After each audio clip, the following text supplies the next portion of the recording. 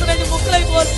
ఆ బాధను భరించలేక మళ్ళీ అరుస్తూనే వెల్లికిలా తిరిగిపోయాను. ఎప్పుడైతే వెల్లికిలా తిరిగానో ఛాతీ దగ్గర నుంచి మోకాళ్ళ వరకు ఎక్కడ అవకాశం ఉంటే అక్కడ అదే గొడవలు పెట్టి నరిగేస్తున్నాను. అడుగుతుంటే అటు తిరుగుతున్నాను, అటు అడుగుతుంటే తిరుగుతున్నాను. అనుకోకుండా ఒక గొడ్డల దెబ్బ వచ్చి కరెక్ట్ గా నా ఎడమ వైపు ఉన్న మోకాల్లో దిగిపోయిందండి గొడ్డలు.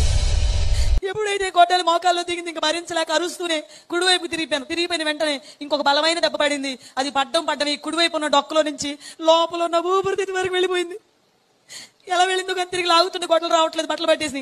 ఇప్పుడు నా పరిస్థితి ఎలా ఉందంటే, మనం కోడిని గనక మెడగోసి ప్రక్కన వదిలేస్తే ఎలా తన్నుకుంటుంది అంతకంటే భయంకరంగా నేను తన్నుకోవడం ప్రారంభించాను. ముఖ్యంగా నాకు కళ్ళు కనపట్లేదు, కళ్ళ రక్తం పడిపోయింది. ఏం జరుగుతుందో నాకు తెలియదు. ఇల్లంతా అలా కొట్టుకుంటూనే ఉన్నాను. కుడివైపు ఉన్న డొక్క నుంచి ఊపిరితిత్తుల్లోకి వెళ్ళిపోయిందంట. ఇలాంటి సినిమానే కావాలి కదా TFI వాళ్ళకి. ఒక చిన్న హెల్ప్ అంటే అదే ఇట్లా తీసుకుని అన్ని కూడా కొట్టేసే అంటే నోటికి ఏమొస్తే అది మాట్లాడుతున్నారు. కనీసం వినే వాళ్ళకైనా కొంచెం బుర్ర ఉండాలి కదా.